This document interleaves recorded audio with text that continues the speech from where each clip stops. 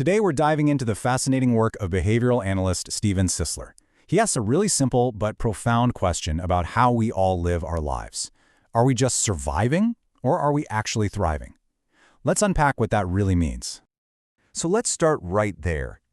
I want you to think about that for a second. In your job, your friendships, your family life, are your actions really just about getting through the day? Or are they about something more, about real growth and connection? This is the question at the heart of everything we're about to explore. So here's what we're going to cover. First, we'll get clear on the difference between surviving and thriving. Then, we'll look at what Sisler calls the 4 survival modes, and their much healthier counterparts, the thriving modes. From there, we'll talk about a really destructive habit called imposition. And finally, wrap up with how to find your own path to what he calls a shared existence. So, what's the real difference between these two states of being? It's not just about being happy or sad. It goes way deeper than that. It's about our entire philosophy for life and how we see our place in the world with other people. According to Sisler, it all boils down to this one core idea. Are you living a separate existence or a shared one? See, when you're in survival mode, you're basically a lone wolf. You see the world as something to overcome. But thriving is about living in sync with others, building real empathetic connections. It's a total mindset shift from me against the world to just we. Okay, so what happens when we feel threatened or insecure or just backed into a corner? Well, our survival instincts kick into high gear. And that's where Sisler identifies 4 very distinct ways we tend to act, each tied to a core part of our personality. Let's break them down. First up, we've got the doer in survival mode. And Sisler has a pretty blunt name for this one, the bully.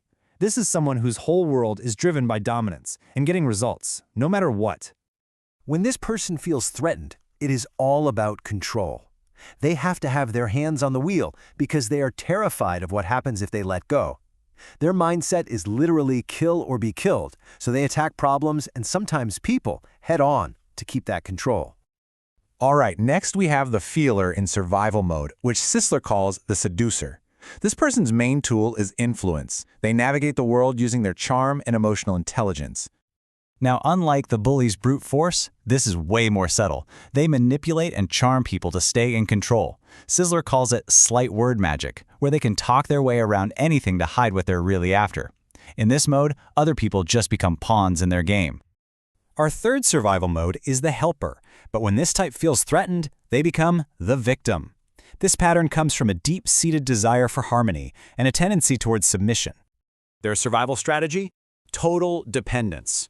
They use emotional manipulation, passive complaints, and a nothing is ever my fault attitude to make other people feel responsible for them. It's a passive way of controlling the situation to feel safe. And finally, our 4th survival mode is the thinker, who becomes the withholder. This behavior is all about compliance and the need to be accurate and correct. For this person, knowledge is power, and when they're scared, they hoard it like a dragon guarding its gold. They get super protective of what they know, using information as a bargaining chip to maintain a sense of control and superiority.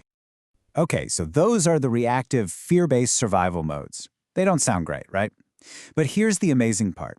What happens when these exact same personality types shift out of fear and into a thriving, shared existence? Well, that's when their greatest strengths really start to shine. This slide right here, this is the heart of the whole concept. Just look at this transformation. The controlling doer becomes a creator. The seducing feeler becomes a real leader. The depending helper becomes a strong provider. And the protecting thinker, they become an amazing organizer. It's a huge shift from protecting yourself to empowering everyone. So the thriving doer takes all that dominant energy and flips it from controlling things to creating things. Instead of just bossing people around, they invent solutions. They stop seeing people as competitors and start seeing them as partners, actively building value in others. And the thriving feeler? They transform that incredible influence from manipulation into true leadership. Instead of sucking all the energy out of a room to get attention, they pour their energy into others. They use their charisma to lift everybody up and guide them to new opportunities. And look at the helper's journey. Their submissive nature shifts from being a dependent victim to a powerful provider. They become givers, not takers. They serve others from a place of genuine strength, offering comfort and care instead of just consuming everyone else's energy. And finally, the thriving thinker. They turn that need for correctness into a gift for organization. They stop hoarding their knowledge, and instead, they share it freely. They use their insights to build systems that help everyone succeed together. So, you might be wondering, what keeps us stuck in those negative survival modes? Well, Sisler points to one major culprit, a hidden killer that poisons our relationships, the act of imposition. This quote from Sisler really says it all, doesn't it? Think about it. Whether it's with your family, your friends, or your team at work, trying to force your way of seeing the world onto someone else is one of the most destructive things you can possibly do. This slide breaks it down perfectly. Imposing is forcing someone into a mold you created. It's basically saying, I don't respect your ability to think for yourself. But imparting is totally different. It's sharing your ideas, your perspective, but then giving the other person the freedom to choose. That respect is the absolute bedrock of any thriving, healthy relationship. Okay, so how do we actually do this? How do we stop imposing and start building these incredible, thriving connections? Sisler lays out 4 really practical steps to get us on the path to a shared existence. It starts with looking at your own behavior instead of pointing fingers.